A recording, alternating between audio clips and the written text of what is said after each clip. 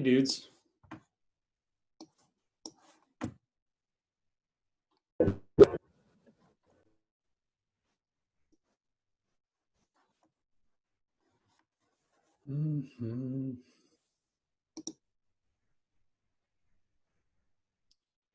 Still getting used to some of the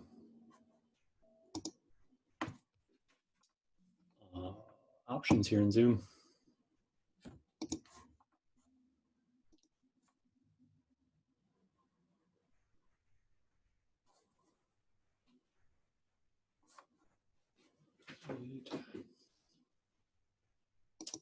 So.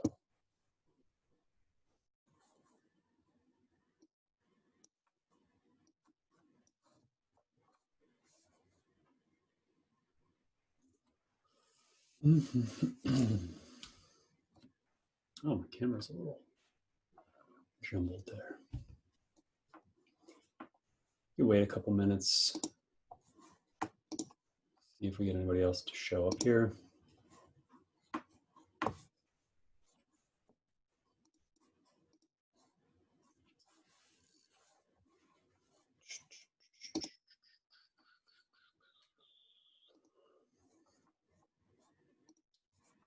Enough photos. Upload.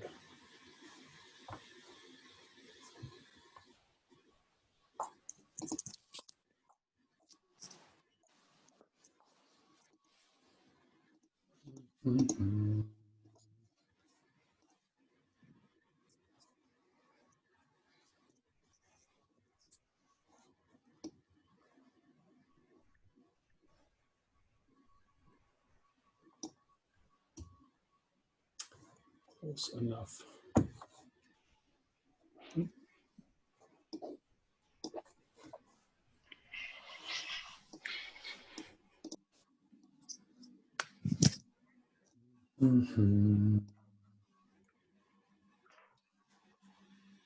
Okay, today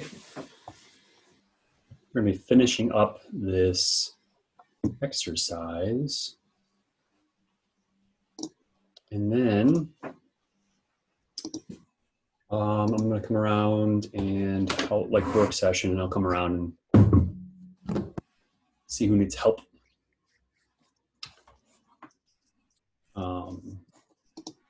So yeah, if anybody, I guess I should ask that question after we're done with our exercise. I wish there was an easier way to know how many people were in here. Oh, 14.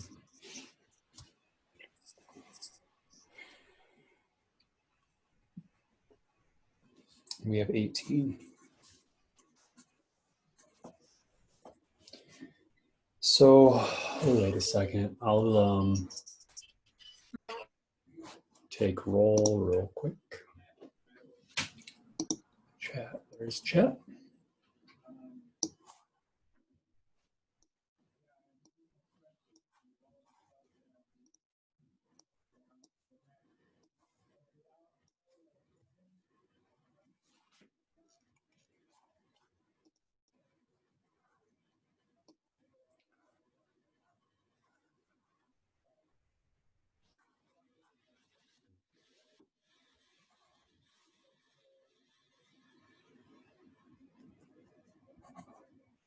Man, I chugged my afternoon coffee and I am a little wired. Hopefully there will be no crash. Who is R? I think it just says R. I think that might be me. I don't know. It just, for some reason, the profile picture auto. Well, that's fine. Everybody else, most other people on my screen, I don't know if you can see the names here, probably not, but everybody else has their name, but I mean, an image is fine, but it just like the interface I have is, oh, here's a different, okay.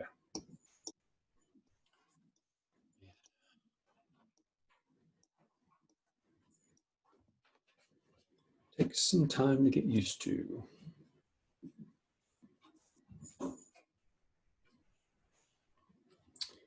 I mean, realistically, I could probably not worry about this in the future.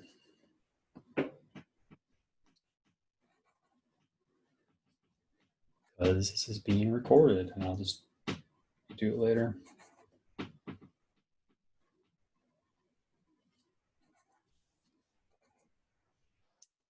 So yeah, if you guys want to open your files we were using last class, does anybody have questions up until that point, or was anybody like absent?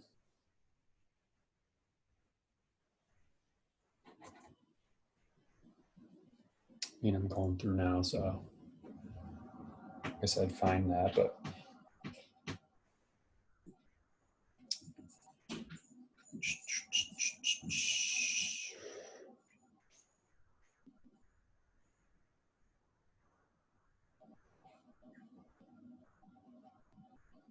Everyone's so quiet.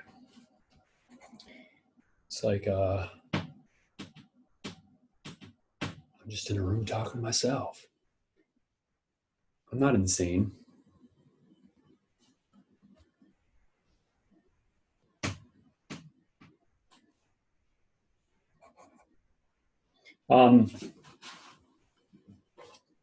So if you guys want to put in the chat, if you aren't completely solidified on your project concept, I mean, I've asked this question before and everybody seemed to be good, but I'm just going to prioritize, like after our demo, I'll come around and, you know, see who's stuck on that point first, and then I'll continue on to, you know, helping people with individual questions beyond that. So yeah, if you're stuck finalizing your concept, just let me know in the chat and then I'll meet with you first. Oh, and I forgot to grab one thing. I might go grab that here in a second.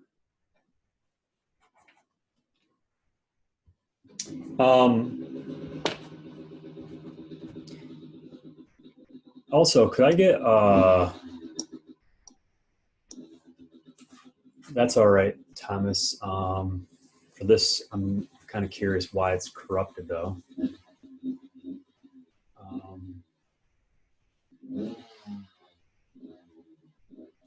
If Photoshop's taking a long time to open, you might need to delete it and reinstall it.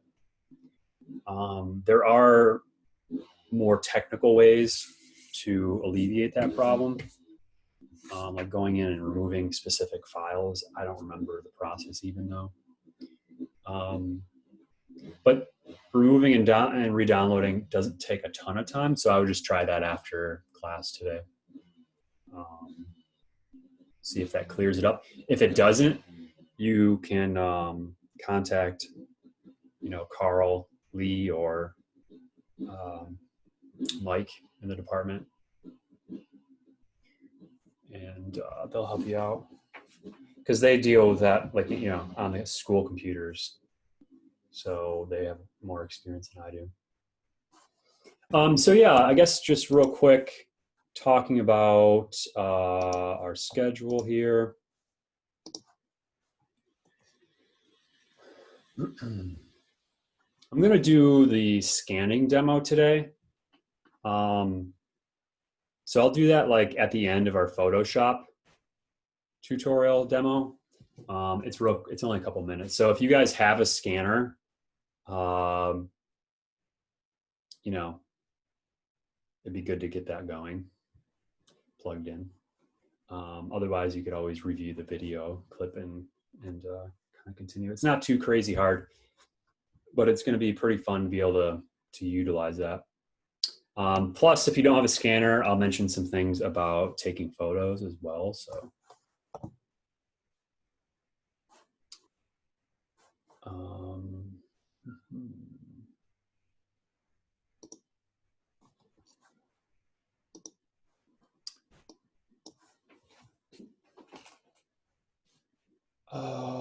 Kind of going back and forth in my head, sorry.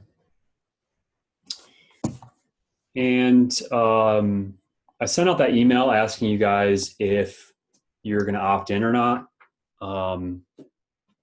If you are opting in and you haven't responded to me, please take a second right now and just go do that, because I'm going to send out the list to Carl today after classes.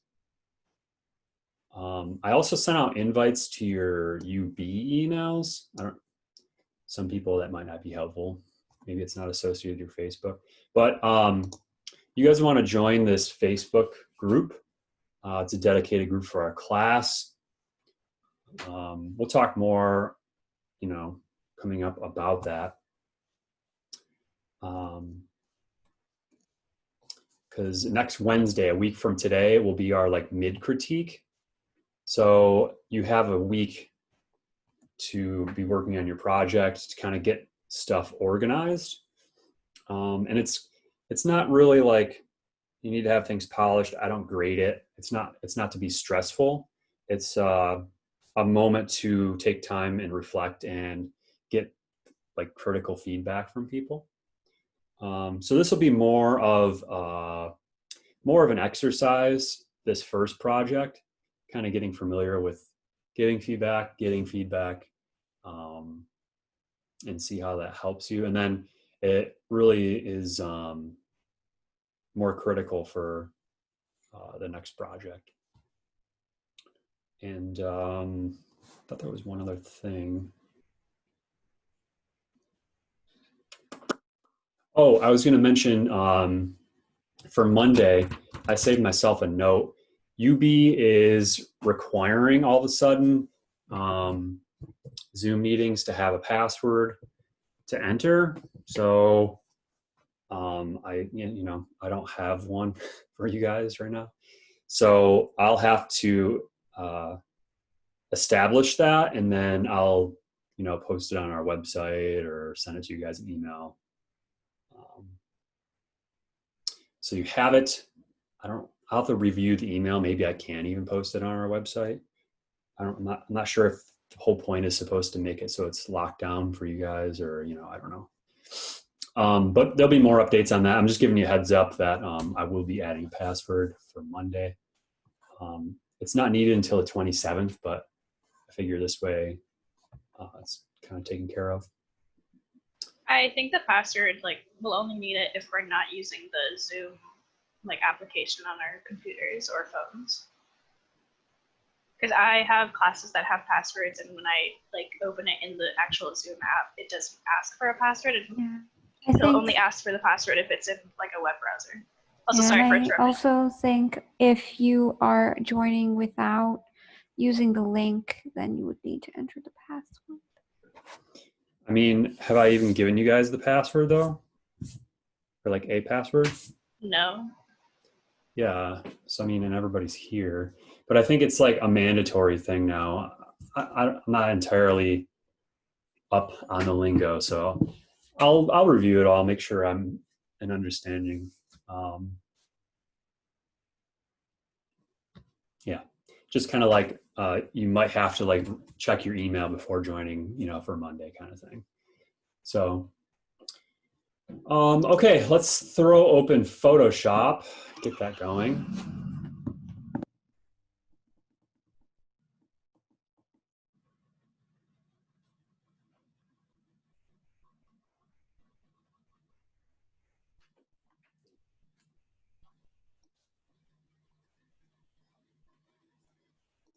Mm-hmm.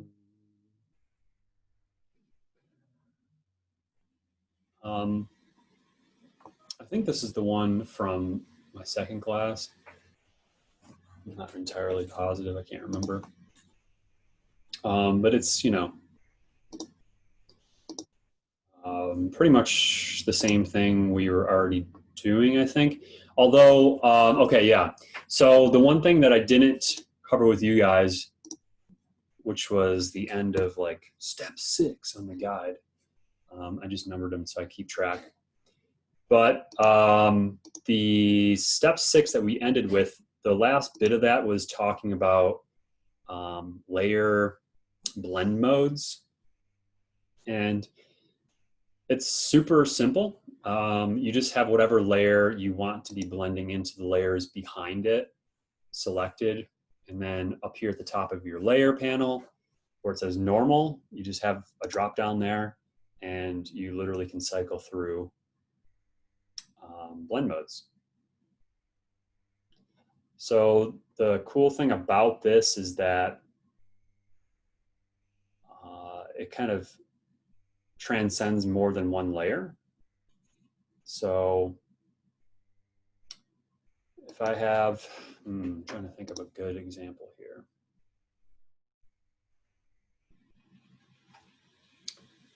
One that's evident but not too crazy. Maybe darker color. Whoa, I have a big chunk of black right there.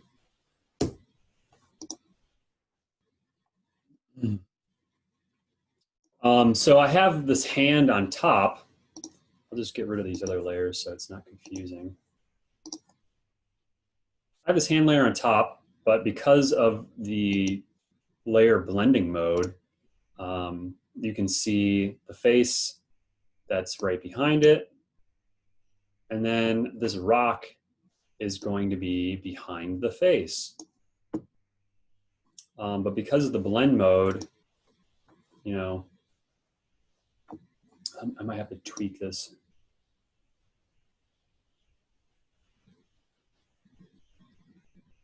Just trying to get a decent example to show a point here. Sure, I don't know. Now this is kind of like transparency. Okay, so right here you can see that obviously you can see the rock through the hand because the rock is also underneath of the hand layer. But we have this face layer in between the two, right? So it's kind of blocking the ability to see the texture of the rock in the face area here, because this is a solid normal layer. However, if we also change this layer,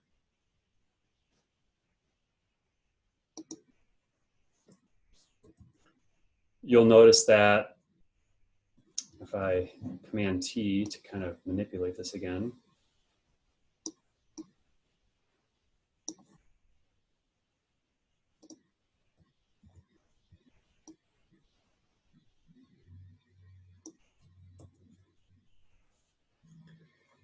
so now you can see that everything's kind of transcending from the top down, or coming up through, whatever way you want to look at it. Anybody have a question with that?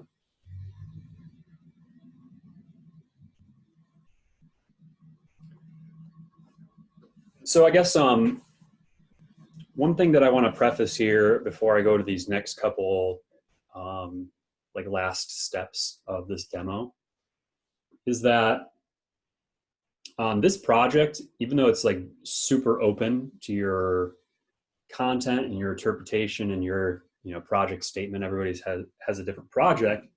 The one thing that I'll note here is that I'm not really showing you guys billions of different features in Photoshop. Number one, this is an intro class. Two, it's really confusing to remember all this stuff. Unless we have like the whole semester to work on it. But three, the whole point in my eyes of limiting how much I'm showing you guys is so that you can become more versed in these areas, more technically savvy with these features. And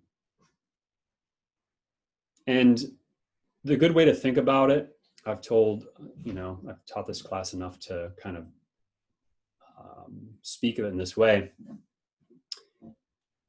Just the stuff, like the amount of stuff that I've covered here in this demo, on Monday and today, this is like really all you need to be, like the amount of different tools you need to be utilizing in your projects.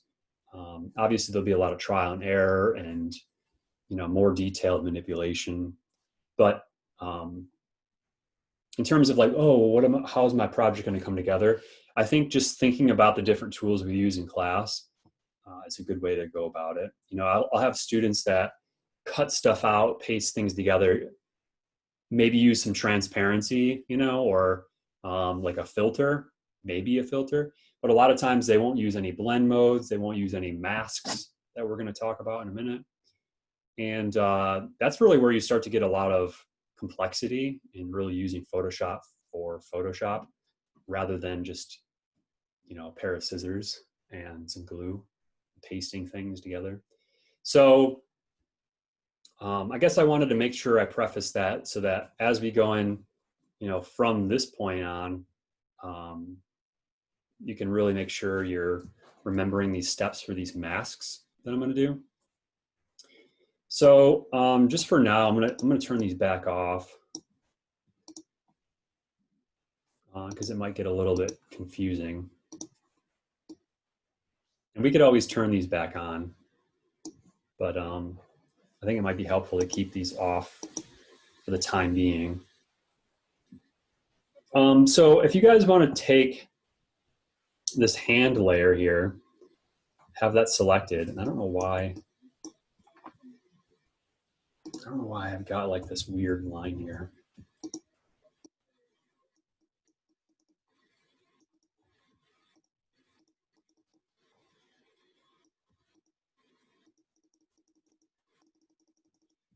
So if you take this hand here, we're going to do the first mask that we're going to cover. And simply to perform this, you just have to have your layer selected, whatever you want to be masking. And down here in the layer panel, there's this feature like a rectangle with a circle in it. Simply just add layer mask. And so this is what you'd consider to be like a pixel mask.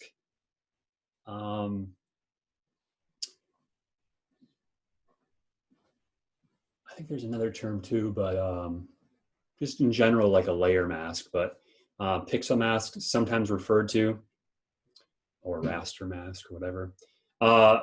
What ends up happening is it pops up a locked or a tied little thumbnail next to your layer, indicating like you're applying something to that layer. And, you know, if we hover it, it literally just tells us that. And then hovering over that little lock indicates the layer mask is linked to layer, right? It's kind of showing us exactly what's going on. Now, if you right click on the layer itself, meaning the name, you're not going to get any new features. But if you right click on the mask, you do have features now for that mask. So I don't really play around with the opacity because we're going to be doing something specific here. There's always the option to like apply the mask or delete the mask. I don't know if I've ever done these other ones, subtract, add, intersect. So I'm kind of interested in what those are. Anywho, so when we have that selected, the whole point here is that anything that we add now to this canvas while this mask is selected that is black, it will mask that section of pixels out of that image that it's attached to. And so the quickest way to kind of see this in action is just to take like a brush.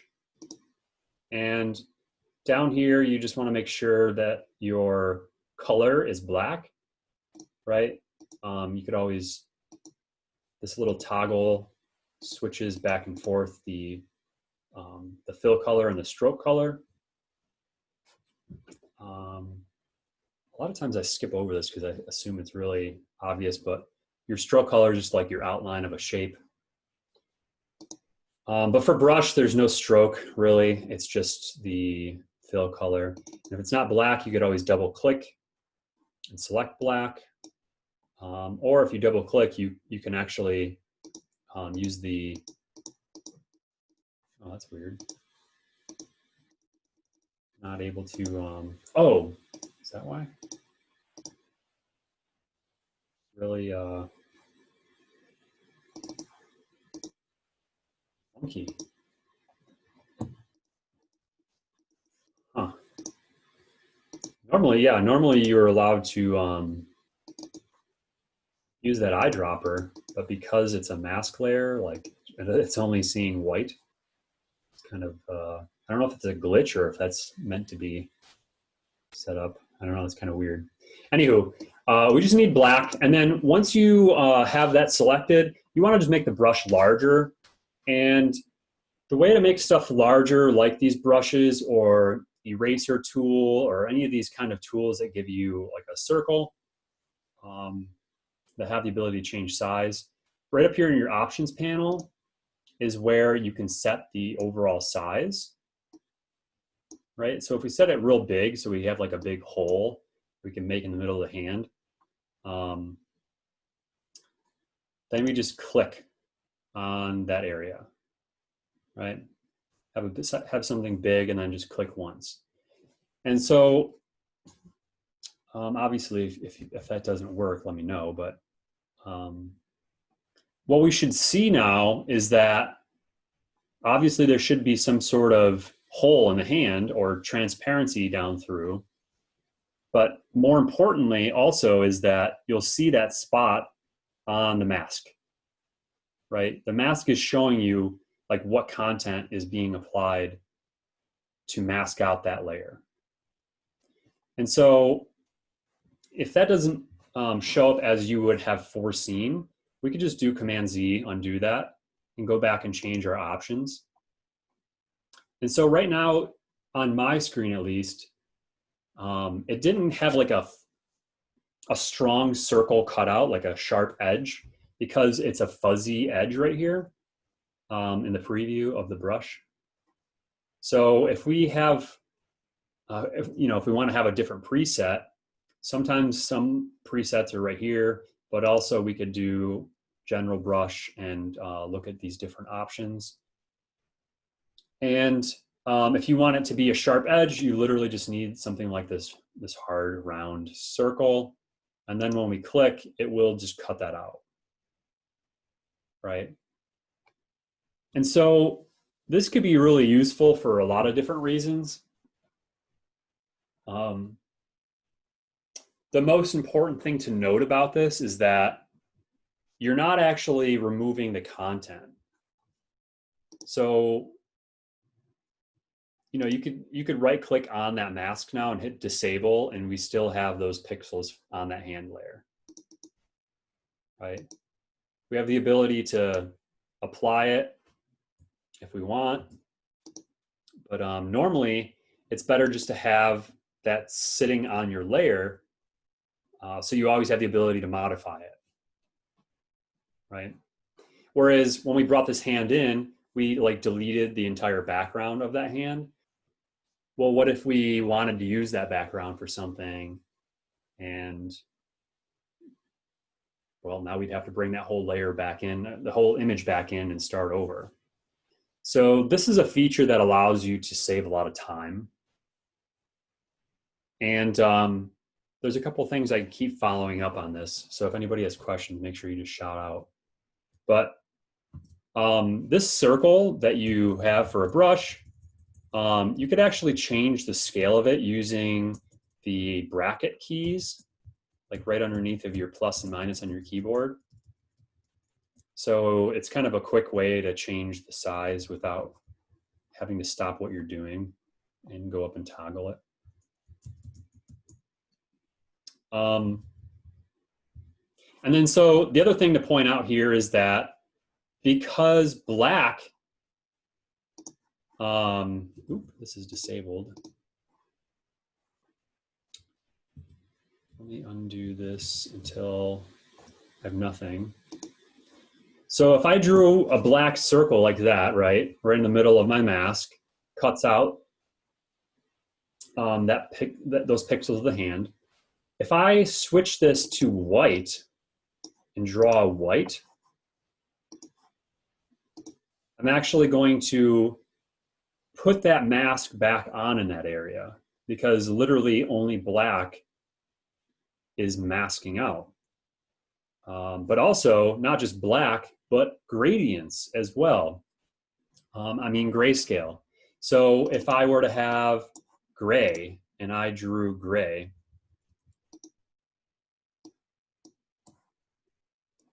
I could be called a liar, I guess, if this isn't going to work anymore.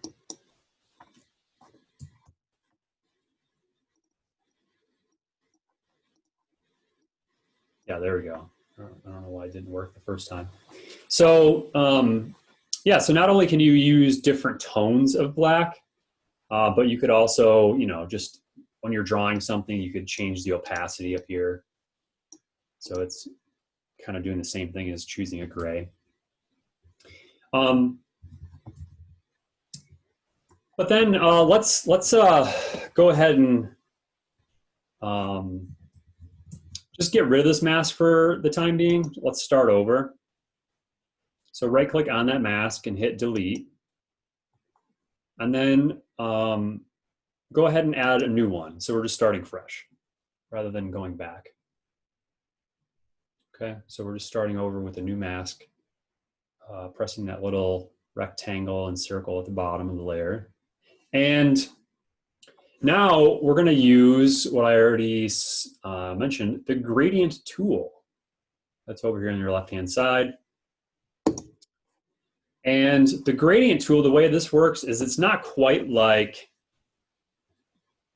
the brush where you continually keep making marks and that just each of those marks stays on the mask here. The way this works is if you click and drag, you're actually setting where the gradient starts and where the gradient ends. But unlike the brush, you could actually just keep resetting that, clicking and dragging wherever you want. And you'll notice it'll change here again in the preview for that mask, right? So if I want like just the left-hand side of the hand visible, I might start up at like the top left where the pinky is, and then drag diagonally all the way past where the thumb would kind of end, right? And so this brings out a lot of versatility because up here, just in the options panel, just like anything else you would be able to utilize, you can change how the gradient is functioning. So you could do a radial gradient and click and drag out, right? Whereas right now, though, it's kind of removing the center of my hand, but in my mind, I thought, oh, I want to remove the outside of the hand. So what would I need to change this? Well, down here, if we look at that preview, that thumbnail, we can see that black is the center. So wherever we're starting to click and we're dragging, that's black and it's fading out to white. So if we look up here in our option panel, it's black on the left and white on the right. So if we wanted that to be inverted, we just need to pick the opposite of that, which is weird that doesn't have a preset right here for it. New gradient preset. I'm sorry, I'm going a little haphazardly right here. If you want to switch that, the drop down, and then there was nothing under basics, which is weird because it normally is. You could just make a new gradient, and then all you really need to focus on is switching these bottom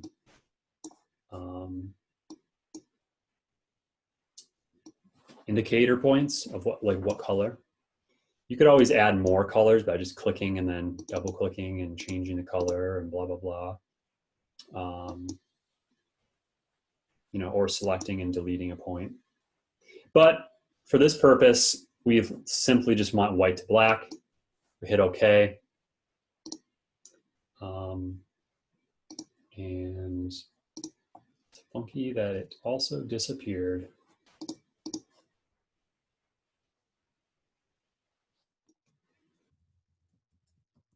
White, black.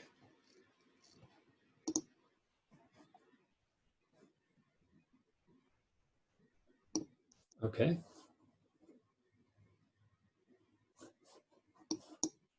Huh.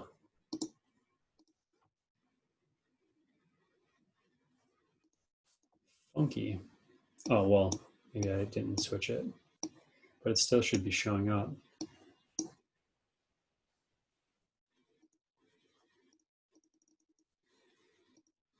Oh, okay, that's weird. Literally have to hit new on this panel. Why do you have to say, oh, new setup, and then hit new a second time, but whatever.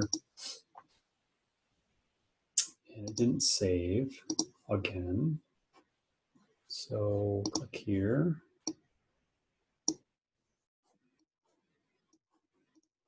I'm just dragging this out. This isn't super critical. It's just that you guys kind of get a sense of what's going on. Yeah, it's not adding this, huh? I don't know. Not super important. We could figure it out later. We can keep continuing. The whole point here is just to show you guys that you can use this to your benefit. And one thing I guess that ends up being a question that gets asked a lot is, like, how do you apply multiple of these to the same hand, right? Like, if you want to just make the whole perimeter kind of, you know, the edge kind of faded away really quickly. Well, you can just apply this mask and then make a new mask and keep going, right? That's one way to go about it. But to that point, you are then, you know, losing that original, those original pixels. So instead of that, you could just and I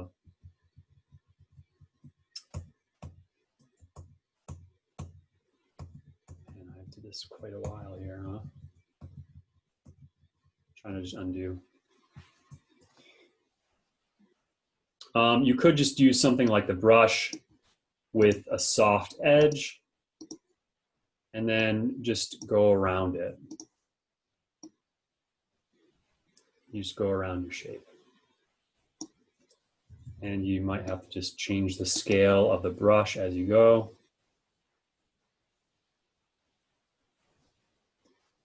And so a lot of this is kind of detail work, if you want to think of it that way.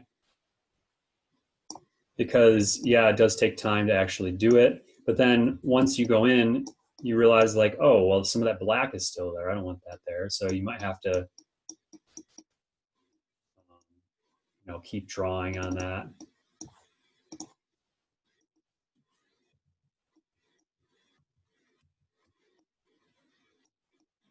So it can take time to make sure you're being nice and specific. But this isn't like the level of detail you need to be worrying about for next week's critique. Obviously, you want to put in whatever time you can afford, but shouldn't be like stressing out and getting like a final image. It should just be like getting your content in and organizing it so that you have something to show and we can talk about it, right? Anybody have questions on this gradient or the layer mask in general?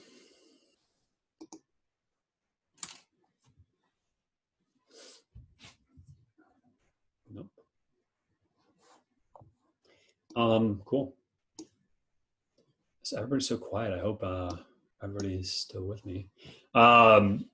I will note too that I did get my new router installed. So far, at least, it seems like there's been no drops. That's good. Gotta knock on wood on that one. Okay, so there is the option for a vector mask, and I thought there was, but I don't use vector masks a lot, so every semester I forget about it. But I did look up one other mask that we can check out, and I guess we should choose something. Oh, let's bring in that heart. I'm going to bring in that heart. Fall. Oh, wait.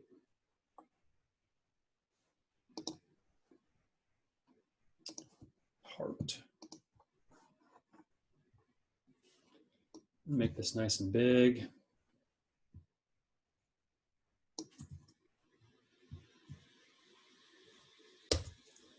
And I'm just going to quickly use the magic wand to delete the outside.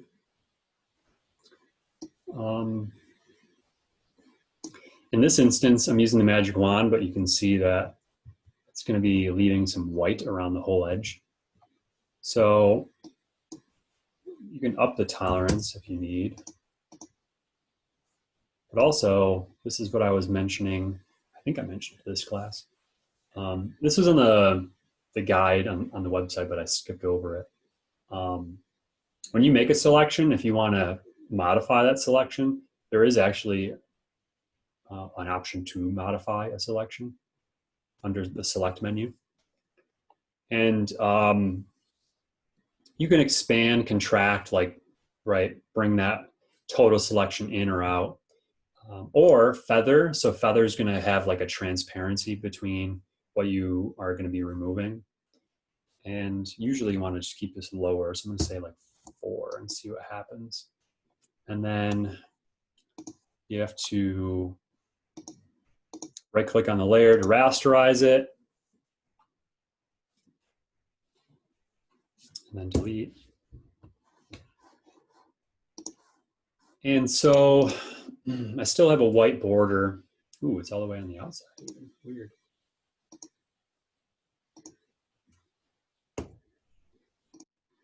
Selected some more and deleted some more. So from that point on, you could go in, you know, and use a mask or whatever you want. A mask or the eraser even.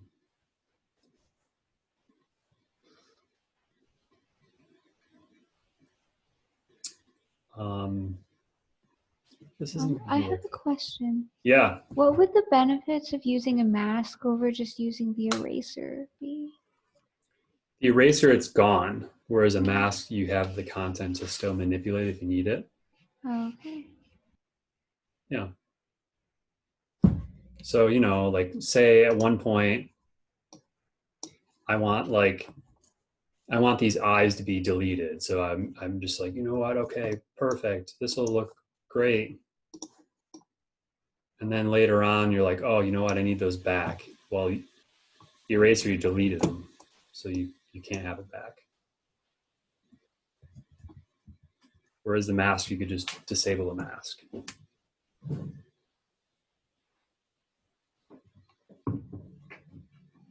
Okay, so just kind of wrapping up with this example here. We're going to create some text. So just grab this the type tool, text tool. And you could just click and drag a box out. It doesn't really matter. And then it's going to give you like the last used type size. So right now, mine's 25, but yours might be really tiny. You might not be able to see the words very well.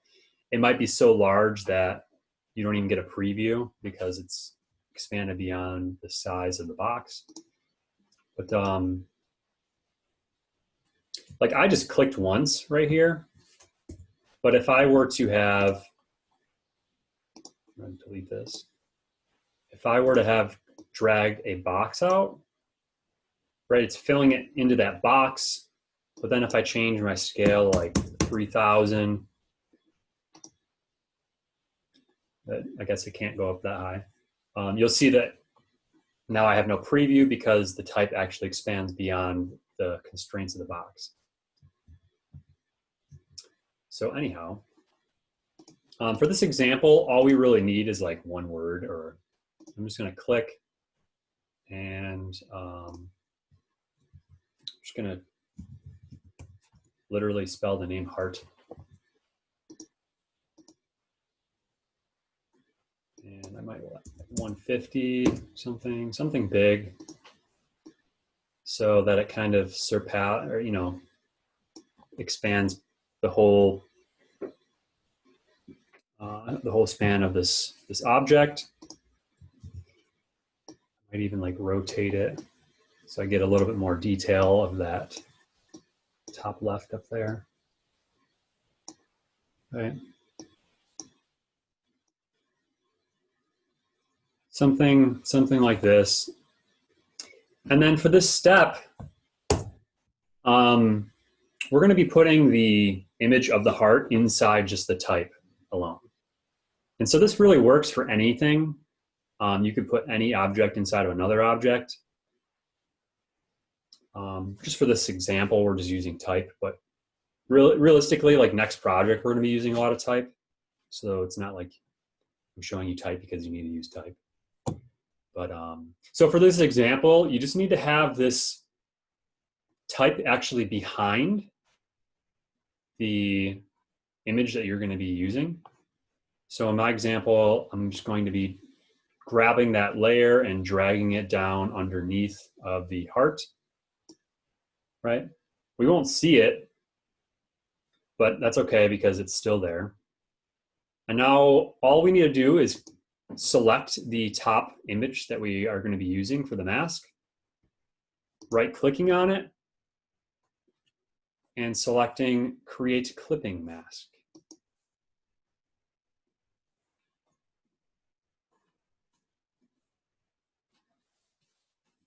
Right? It's like a super duper quick way to add some detail.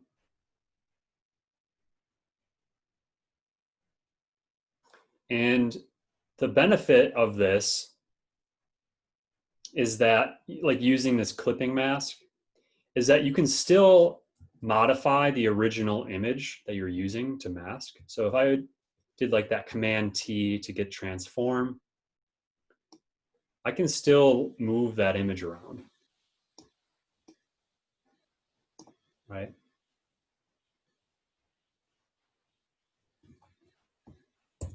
So this, you'll see this a lot with like, a skyline of a city or something, or I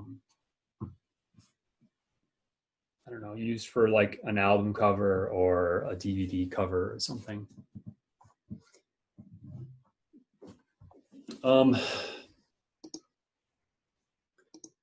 Let me play around with that for a second. I'm just going to look up, I don't recall the process of vector mask. Got to refresh myself because I was looking up, I was trying to find the option earlier and I couldn't find it. So I'm like, oh, they removed it or something.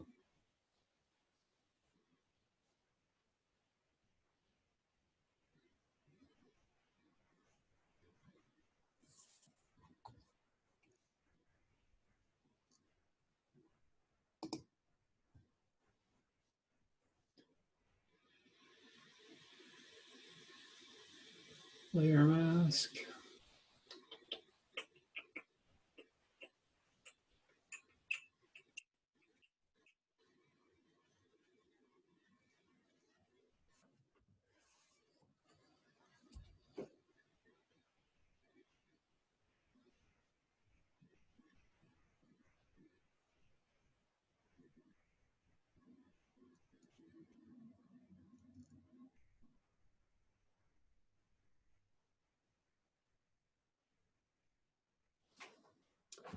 I probably need like a walkthrough to see it in action, but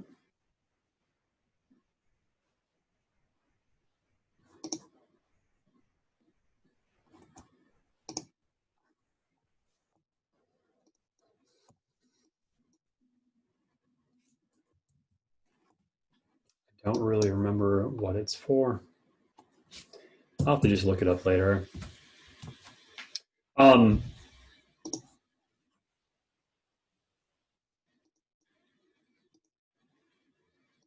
Vector mask. So nobody has questions. Everybody's got this down. The layer mask and the clipping mask.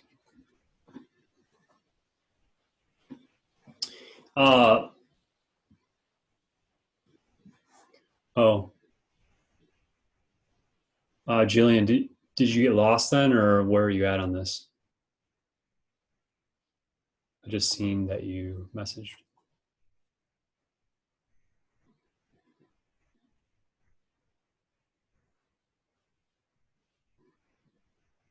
Oh, okay.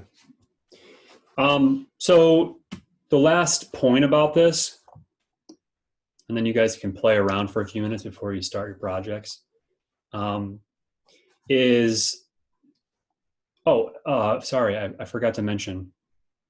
The clipping mask, when you utilize that, when you implement that, you'll get that little drop-down arrow, right? This thumbnail will tab over a little bit, and then it'll have that drop-down, so you know what it's relating to. So if you like change the order, it'll disappear. It's kind of like tethered to that until you change something. What I was going to say though is you can combine these. There's no reason why you can't. So what I mean by that is I'm using that heart image to kind of apply a like pixels to type. It doesn't have to be type, it could be anything, but it's an easy example, I suppose. Let me show a different example, I guess. I'm gonna delete this layer mask. So if I take this heart,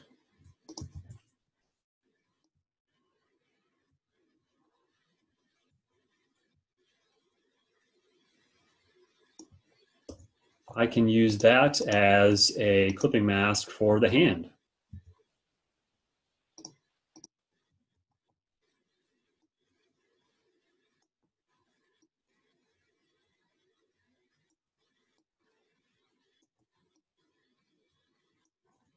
Right now I have this red hand. And then if I wanted to still modify the hand like we were doing before and just have like the outline of the hand kind of faded, you can still add a layer mask to that hand. And you can still add black, right? Or you can still add a gradient effect.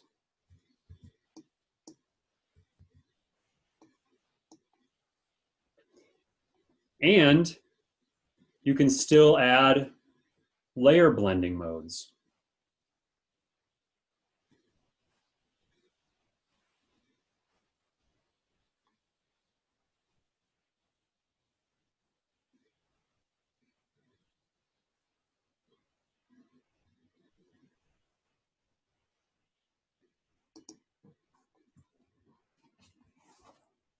Right? And so to see like what that blend mode would be without your heart, you could just hide it. Or to see it without the layer mask, you could disable the mask. Right? So just doing these like two simple things, we've dramatically changed the effect of that hand. And all we really did was a few clicks. So it's not that you have to spend tons of time to get special effects happening with an image. It's that you have to really keep in mind that you have the ability of applying multiple things to every image. And again, I've only covered a few things in class. I mean, you still have the ability in going up, like even at this point, I can still take that hand and do a distort you know, spherize this hand. Sure. Oh, I have to have the hand selected, my mistake. Distort. Twirl. Ooh. Somebody ran over his hand.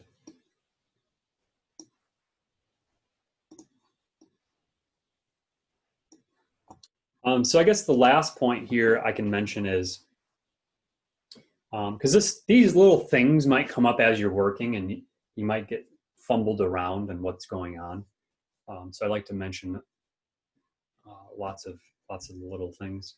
So right now I have this hand selected, not the mask, just the hand, and I want to move that whole hand, like the whole red object over, right? Well, when I click to move it, it's just selecting the heart, and that heart is a clipping mask, so it's moving the heart image of the clipping mask.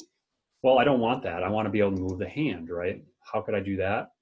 You can just hold shift and select both, and then that'll allow you to move both. Or you could right click and link layers. So layers are linked, and now every time you click on the one, it should move both, and then you could always unlink if you wanted to. Right? So a lot of these little intricacies are things you just kind of have to work through and use and stumble upon, and it's through trial and error, I guess. But I really just want to end with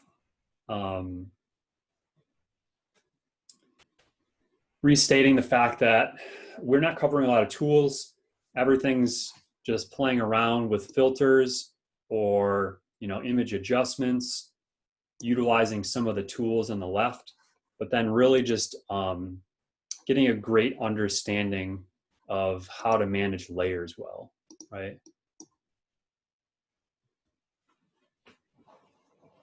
Anybody have questions?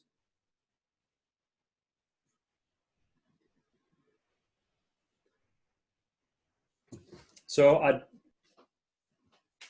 think you're probably all in the same boat that everything that we covered on Monday's class is a little, you know, lackluster. It was starting to get interesting, but now with these simple little tweaks, things can get really profound really quickly. So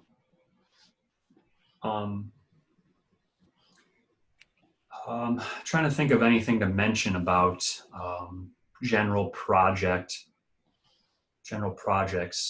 themselves.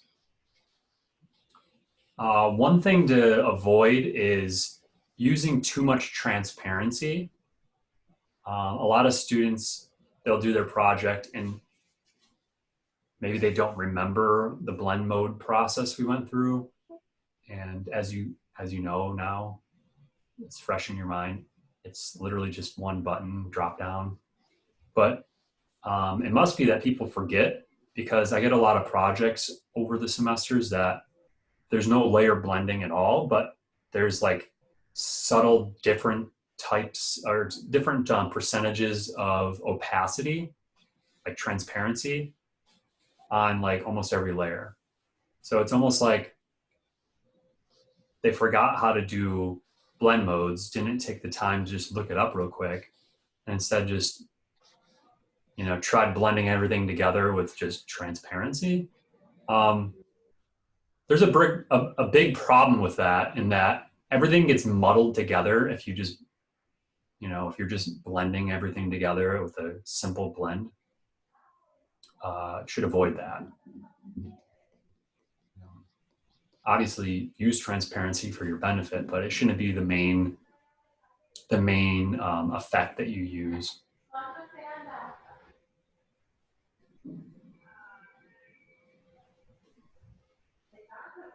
Oh, somebody, oh, Jillian.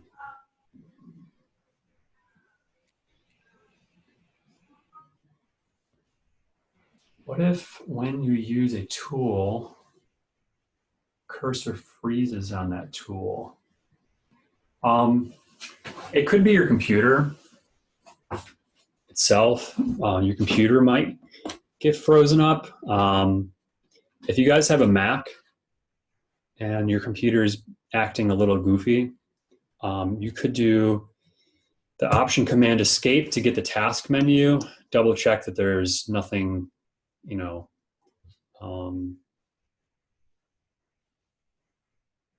it's like not responding. And sometimes if you have an older computer or your computer is bogging down or lagging, this could be an easy way to see the different apps that you have open and then just force quitting ones that you don't need anymore. Obviously you could lose stuff, but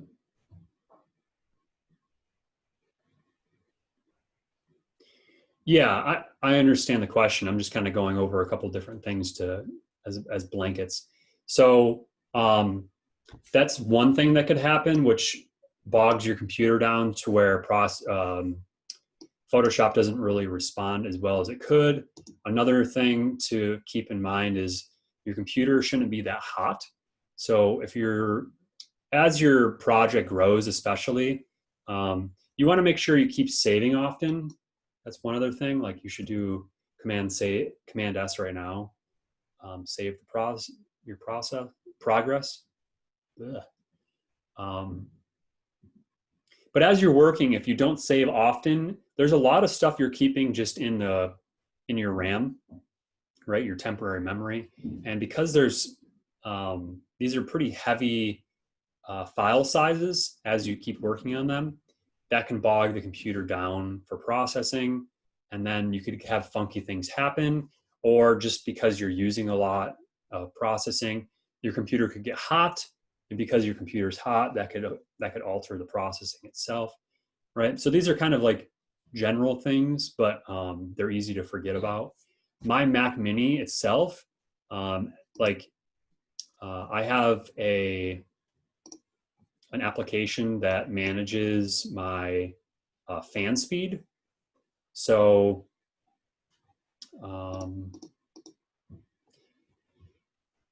I have this app managing, like keeping the temperature active of one of my CPUs. And as my computer gets hot, it'll automatically just increase the fan speed. That's what most computers are supposed to do by default. A couple operating systems ago for Apple, they changed the process in which the computer manages its own fan speed. And actually, I didn't know that at the time. And for my thesis exhibition, one of the minor problems that kept happening was my large installation kept freezing, crashing. I had to reboot it. I didn't know why at the time. Realized that I had installed a fan management system that I didn't realize was not being utilized because of the new operating system. The new operating system was taking over precedence, and the new operating system was not managing the speed that it should have been, so it was getting too hot. So I know that probably isn't what's going on with you. I'm just mentioning these quick things because they kind of apply to like all projects that you use your computers for.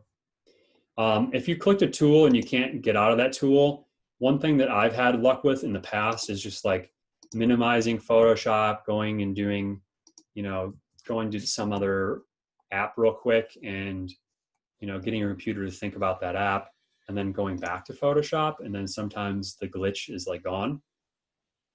If not, you just have to save and quit and relaunch the app. Again, that's pretty much the process for any application. And then if it keeps happening, you'd have to restart your computer. If it keeps happening after that, you'd have to reinstall the app. If it keeps happening after that, you have to contact them.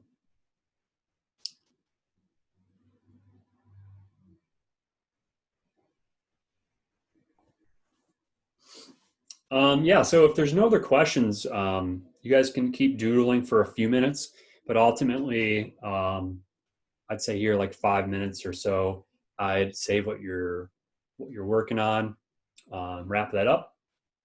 If you think you got a really cool image going,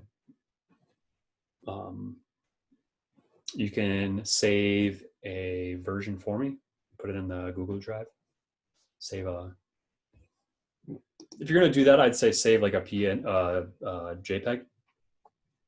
So you just go to save as, the format, you just change that to JPEG.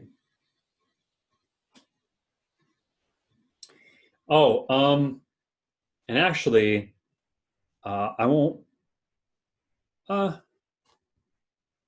why don't you all look through this real quick too? So this save as dialog box, obviously you can choose any of these different features here, but this is not the interface that you would be using for saving content for web. I think I mentioned this in the original lecture. Saving for web is a feature of Photoshop that allows you to compress the image even more so to make it smaller. So we'll take a look at what this means and how to access it. So if you just go up to File, and we should have an export here, and save for web. I don't know why it's called legacy, but save for web is right here. And if we click on that, we should have something like this pop up. Some of you might just have it say original. This top left tab might just say original. But realistically, you want 2 up checked, but bare minimum. Like, why else would you be using save for web? And so you can see we have a hand here. We could drag this image around to see you know, a specific part of our image a little bit more clearly. We can make the window bigger if we need. We could also zoom with the keyboard, like Command plus, Command minus, right? So you kind of zoom into some detailed area, maybe these eyes. And this top image is giving you a preview of what your original Photoshop image looks like, right? So when you're exporting for web, the whole point is you want it to be compressed so you're saving space. And so by default down here, if we click on this bottom one, the preset that it's saving for right now on the top right is PNG. Or you could save it as JPEG. So like PNG, obviously you'd be able to save transparency still if you wanted, but JPEG, there's, you know, all these have different presets, but after you choose one, like JPEG, you could actually change the compression and then basically the quality. So if we just save it by default right now, it would be 528.5K. And as we bring that quality down, let's say we'll bring it to 10, it's down to 57K. So we started with 3 megs and we're down to 57K. Obviously you can see this is really grainy, or not grainy, but like over pixelized. And it's, at this point, it's probably hurting the image. But if we zoom out, you know, if this is going to be a really small icon and you're not going to see that detail large, feel free to save it as small as you can, right? But anything that you'd be able to like click and expand and zoom in or whatever, you know, thinking that some people might be viewing a website with, you know, like a 30-inch monitor or something, and they're going to see it larger than you. All those kind of factors play in, but I just wanted to show you guys this save for web feature because I think I do require it for this project when you submit it to have one of the submission components as like a save for web, and I can obviously tell if it is or not because the file size would be much smaller. So I don't need you guys to do this now. I'm just showing you the interface. Does anybody have a question on Save for I Web? have a question. Yeah. When we're submitting, do you want us to also submit the Photoshop file, like as a PSD? Oh yeah, totally. Yeah. Like that's how I'll end up. Well, are you asking for the project or for this exercise? Both. For the exercise, no. If you wanted to submit something to me just for sharing, it could just be a JPEG, just an image file. When you submit the project, yeah, you'll want several things like the Photoshop file. We'll cover all that later, or recap it, I should say. All the requirements should be right on the project page for like submission. So, oh, speaking of, why don't we do that? Why don't we look at that?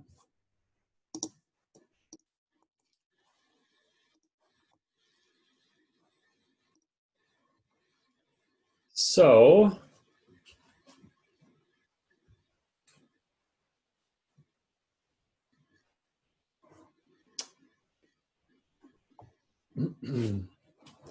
so your image should be, let's go ahead and save whatever you have if you're still on the exercise, and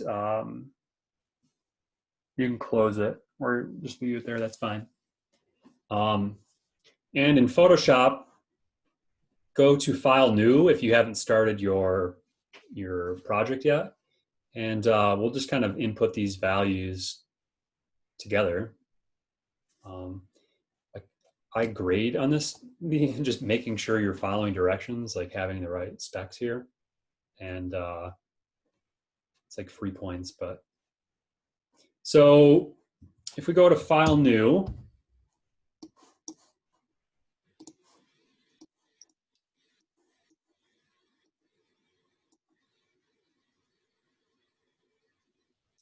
we need to have it at 300 for the resolution, which is technically what you would want for printing. And I'm keeping this as a standard because number one, it'll have better quality down the road if you need it for something. But number two, you guys still could print this later if you wanted to. If anybody does a really sweet project, you know, spend like 10, 15 bucks to print it large scale. We can talk about that. And we want it to be RGB. We've already discussed that. Color profile should be RGB.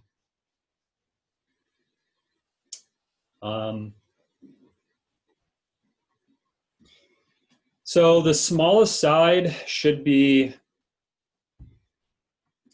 8.25 inches. So this is kind of, these numbers are specifying that it should be larger than a letter size piece of paper, like a standard sheet of paper, but smaller than, you know, the maximum threshold for a tabloid size paper. Tabloid is literally, I'm not sure if you can all see me here or not, but tabloid literally is the dimension of 2 letter sizes side by side. So obviously we're not printing this semester, so you wouldn't see it in person, but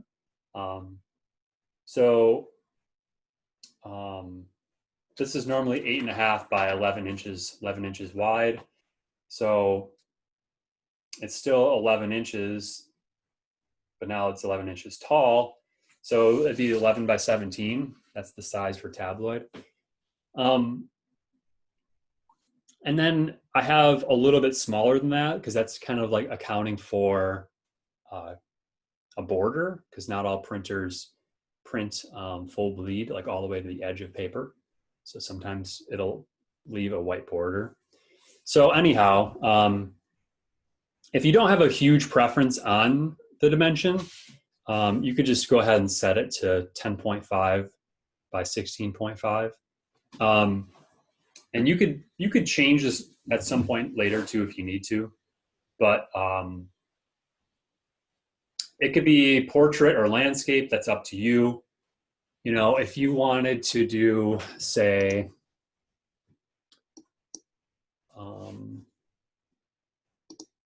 change this to inches.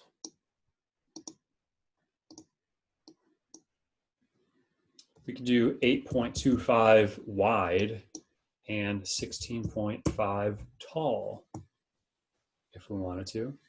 Remember to have transparent background, and then hit create. And this is just an example. Like, I don't expect you all to have this dimension, but you see this could be a pretty dramatic constriction to like how you want to present your image. So by default, you know, if you're not too picky, I would just do the 10.5 by 16.5 and then just choose landscape or portrait. That way it's kind of like the largest you could do for the project. But if you later at some point want to crop it down a little bit, we could just cover how to do that or change the image size. Okay, any questions on setting up the document?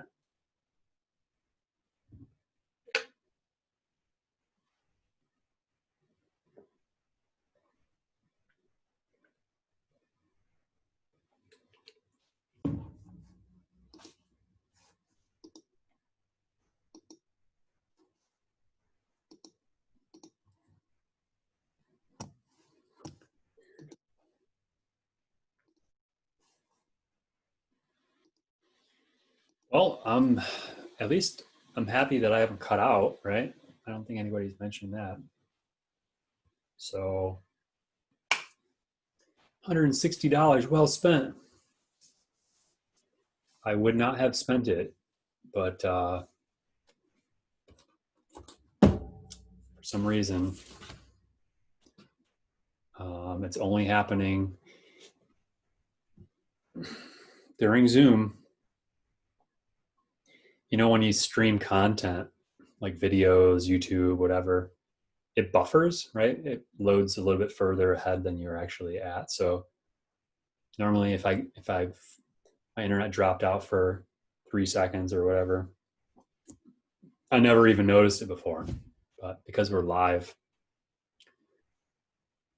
Yep. Okay. Anybody have questions on their individual projects? Because like after today's class, you all should be like, you should be starting the project today, number one, and then continue working on it over the weekend. Because I guess the overall main point here is that because next Wednesday is our mid-critique, Monday should be the day where you guys have questions for me.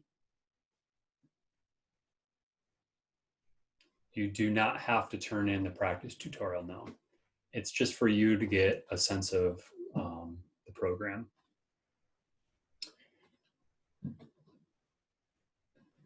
Yeah, so the project, project one, Monday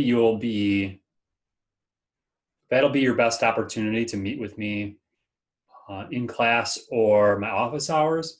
I've been a little spotty even showing up to my office hours because normally nobody had, you know, none of you need anything at the beginning of the semester, but I'm starting to dedicate being at them. Yeah, and if for some reason you try to join my Zoom and I'm not there during office hours, literally literally just call me, or if you don't want to call me, you can text me. I mean, you're going to talk to me on Zoom. You could, like, it's no different than calling me. But I'd probably be around. I might just be like a couple minutes late or forgot or whatever. But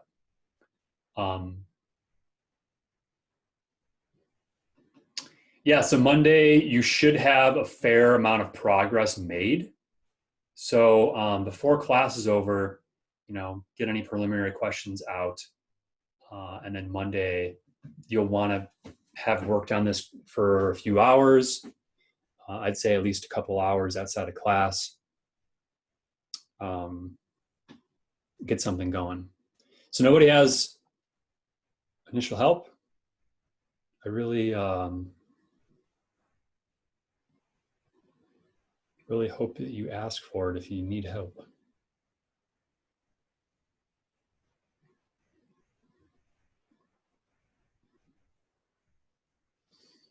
Okay, so why don't we move on to the next question of topics here.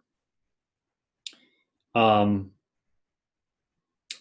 the scanner demo. Yes, I'll let you guys doodle for a second, get something started. The one thing I want to make sure you guys are following, and this is really important. When you're starting your project, inside your class folder, literally you should have a folder called Project 1. And then put everything in there and then save. If you started your Photoshop document and you haven't saved it yet, you might as well save it right now so that it's by default in that folder, right? You're saving as project into that Project 1. You want to make sure your layers are being saved, that it's a Photoshop document, that it's RGB. You want to name it. So first name, last name, and then Project 1. Right. But I'm bringing this up because that Project 1 folder, this is where you should be putting all your content in. So you download something off the web, and you have it in your downloads folder, some random image that you're gonna be using. This is actually a past student's image. I guess a bunch of these are.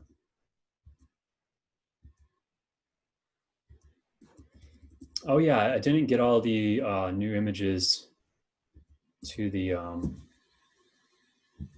Google Drive for Photoshop. I forgot. But yeah, you want to be putting these in that Project 1 folder, so that I know that I already asked you guys when you're bringing photos in, content in, that you're going to be placing embedded. So technically, it really doesn't matter where your photos are.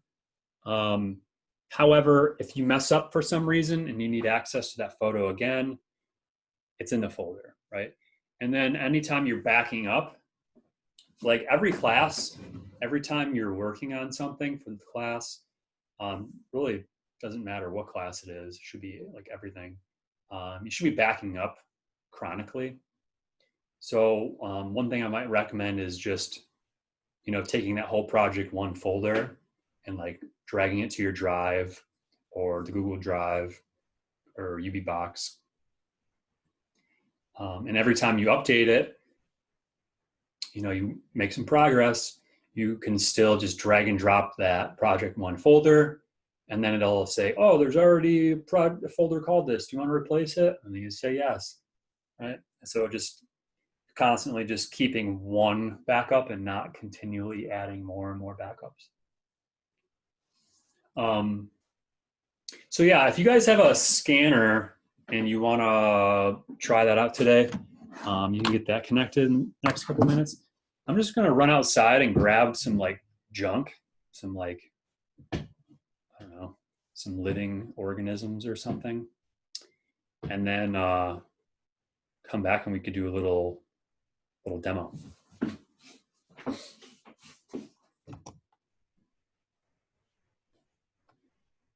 Yeah, and then I'd start bringing in, before the end of class, I want to see you guys bring in a couple of different images, start laying out like a background or start modifying, playing around with your content. Try to get some images sparked, or some questions sparked before the end of class.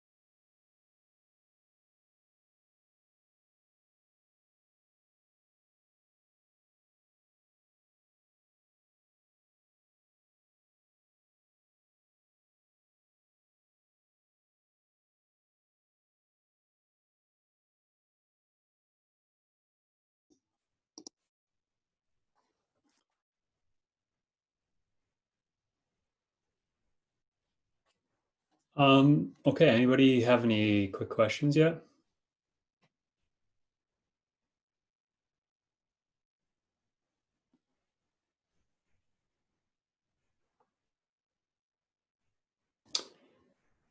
I was trying to find something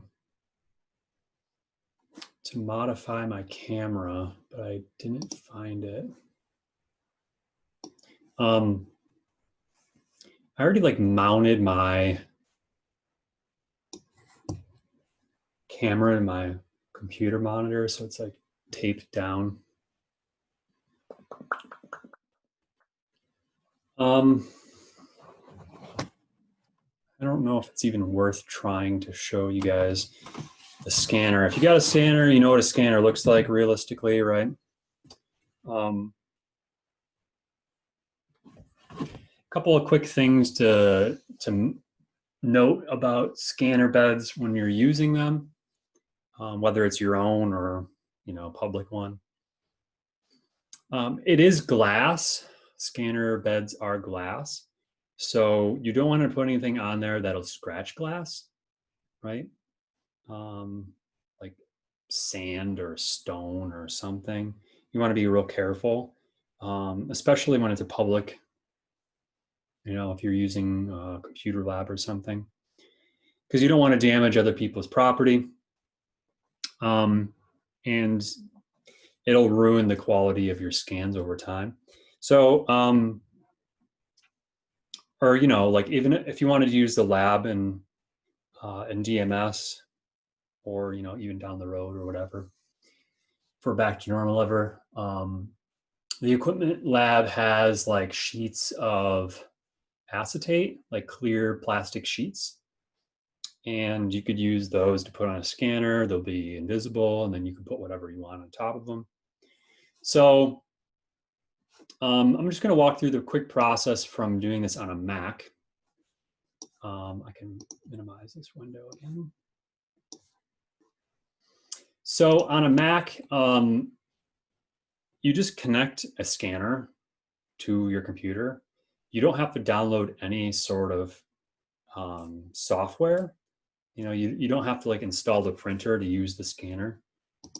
You literally just have to go up to the Spotlight to search for a program called Image Capture. And Image Capture is a default program on Mac OS. We just open that up, and we just need to put something on our scanning bed. So as of right now, it's doing a preview, but oh, nice. I opened it up and was moving my hand. Check it out. You like that? So I put down a couple, like just a leaf and a little like flowery looking thing from a plant.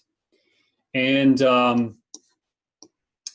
in this interface here, like this is the same interface you could use for like digital cameras. You plug in a digital camera and you want to get the content off of it. You could do it like that. So the first thing we want to do is, well, make sure we have color selected. You'll always have the option to change color. And then we can do an overview scan. And the overview scan just has the light go across once and back just to give us a sense of where we have content on the scanning bed. And then we could literally just click and drag a marquee box over a specific area. And then we could determine like, oh, well, I want to just scan that area. And that area is, the size in inches is presented there. And just to start out, we could do 75. This is basically, 72 is like screen resolution. So if we put this right on my desktop, let's do this. Desktop. scans. Save it right to there. Oops, choose, scan. We can just hit scan, it'll go. And depending on how much detail the resolution is, it'll be really fast, really slow. So I'm gonna compare these. So this is our first one. And as you can see, it's super pixelated, right? Okay, so now let's go back and we're gonna choose 600. Now this scanner here that I have only goes to 1200. I think the scanner in the lab, I wanna say goes to 4800. I don't know, I think it goes quite a bit higher. And if we go ahead and scan that, this will take a couple more seconds to actually perform.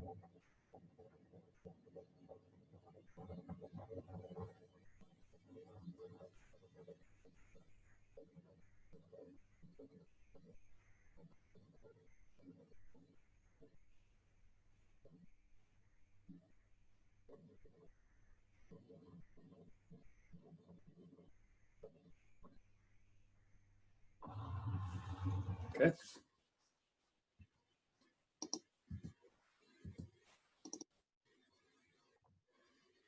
Ooh, it's blurry, meaning my scanning bed might be dirty. Oh, no, I know what it is. Who knows why this is blurry in some areas? Anybody have a guess?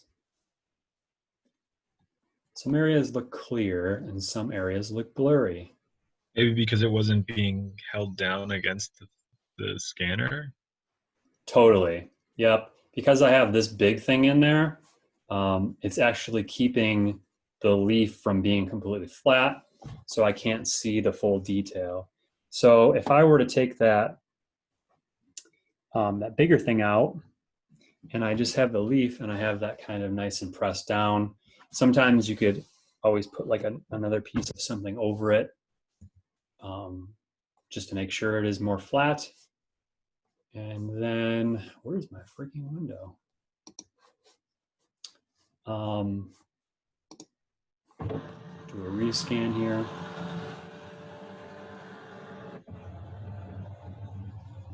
And I can condense this now.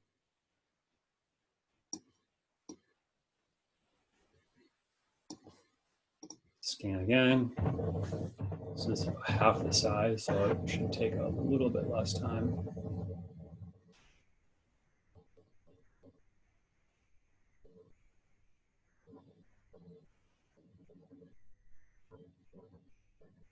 And I have a pretty awesome surprise for you guys.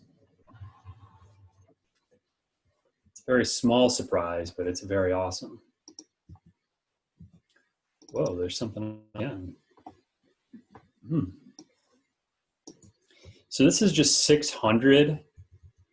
So you could actually see, oh, there's like a little hair or something on there.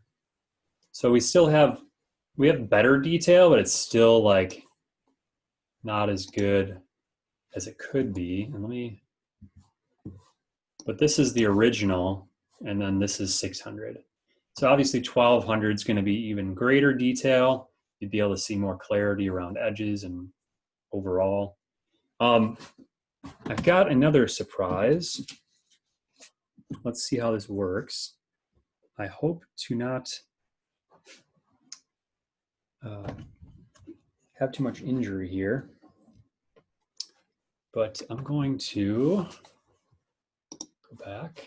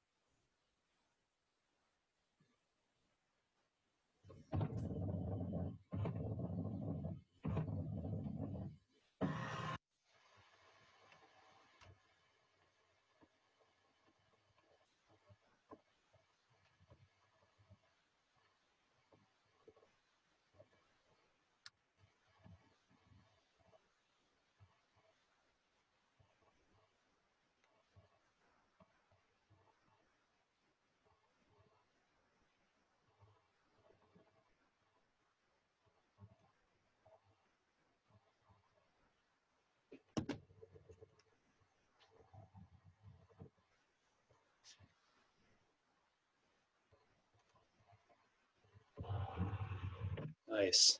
That should be pretty miraculous. All right, let's see.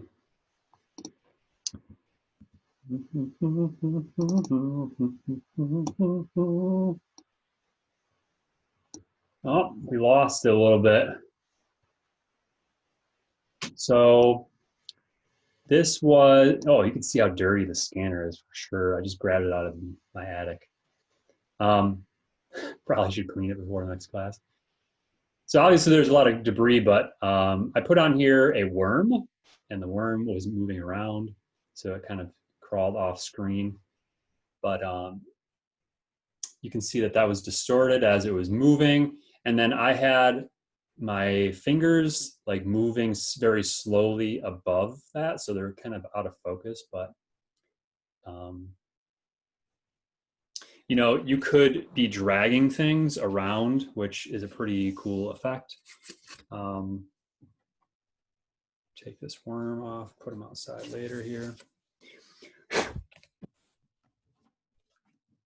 So I'll do one quick last one, and I answer any questions if anybody's got any yet. So just have this like random piece of coupon litter in my room.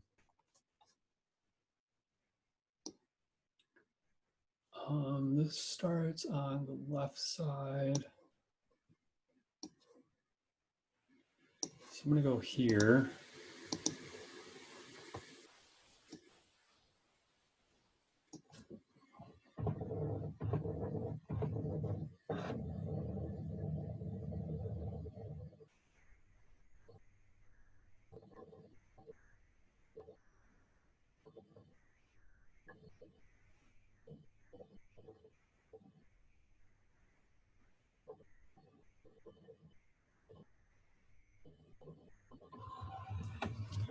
So this was an example of just moving something that was flat against the scanner.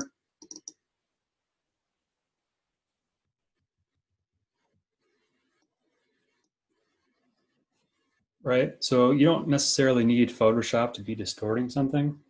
You can just distort it yourself. Same principle of using your camera to take images. So if you don't have a scanner,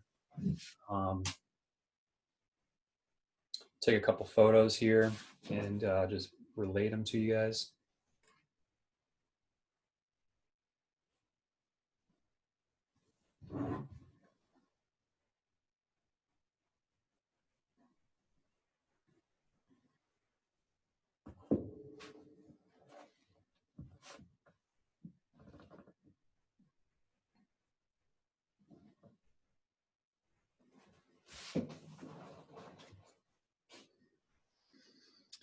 So if I select these three, I can send them to my computer if I have Wi-Fi on. I'm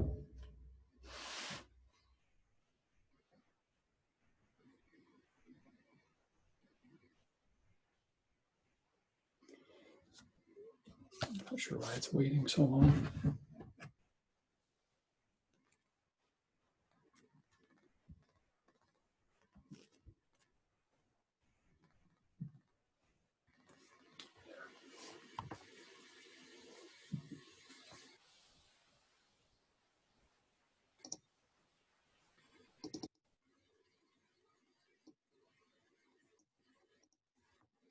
So I just took 3 photos. This photo here, obviously just straightforward, right? So it kind of looks pretty much as like a water bottle would look, right? If you had it like taken a photo on a website for like selling it or something. But then you can just drastically change your perspective on the same object to completely change, you know, how like the feeling that you're going to be getting.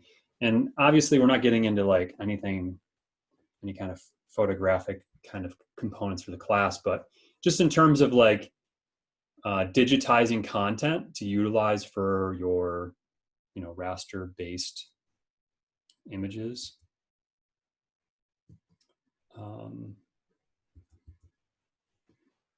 And then one from the bottom. All right, so this is probably kind of silly to some of you to think about, but then others, you know, you could be getting ideas from just using this on your project. So that being said, has anybody came up yet with questions?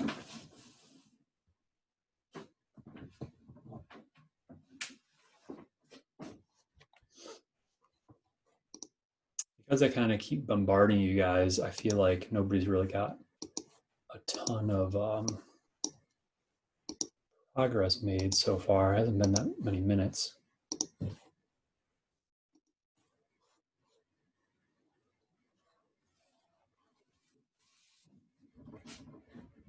Anybody have questions for like just anything? Like I'm just kind of all like really baffled why everybody's completely knowing everything they're doing. It's not a normal class. Like if I was in the classroom, I'd probably have like 40 questions by now.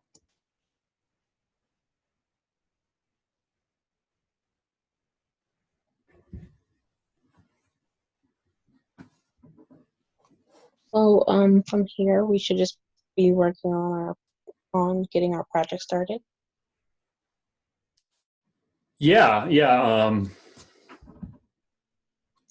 I think that was the goal starting, I don't know, like a half hour ago as I was rambling about other stuff.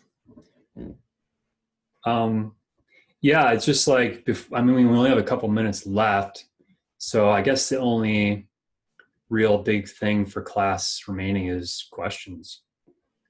Because as of Monday, I'll be coming through and obviously helping people, but I want to see progress as well. You know, see how everything's coming together.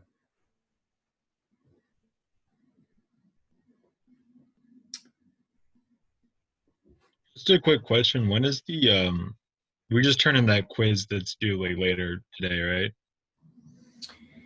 Yeah. I mean, the quiz is for today. You'll do that on Lockdown Browser. And aside from that, you're just working on this Photoshop project for Monday. Yep.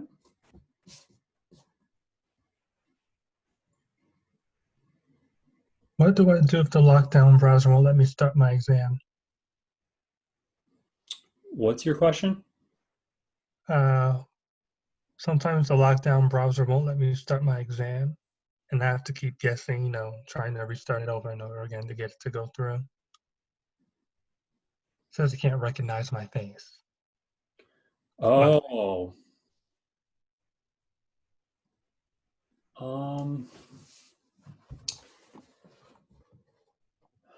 It won't let you start it? You know how right before it, you know, allows you to go through if it asks to check your environment and your face? Sometimes it won't see my face. I got to work last time, but it took a while. Do you have like a light on in the room? Like, are you I well have two lit? lights. Yeah, okay. Just double checking. Well, I think I had that as just like a preliminary, like, oh, hey, remember to be in the camera screen. So Well, yeah, it'll say it doesn't recognize me. You finally get to recognize you, and it won't let you click the button, so you can't progress. The green button's just there, but oh, so it's actually like the program's kind of weird. I'd say you'd have to just like delete it and reinstall it, because you said you quit it and relaunch it, and sometimes you'll get it to work. yes, sir. Yeah, so far I know that's the only problem I've heard. So that would be my go-to, is just to reinstall it, and hopefully that'll take care of the problem. But yeah, I would try that like here now after class if you don't have another class. and see, if you're able to take it, great. And if not, email, let me know, and then we can, because I figured out finally how to extend like the deadline for individuals. So if there's ever a problem, you can't access things like that, just let me know and we'll work through it. So yeah, if it keeps happening. That seems goofy. Okay, any other questions?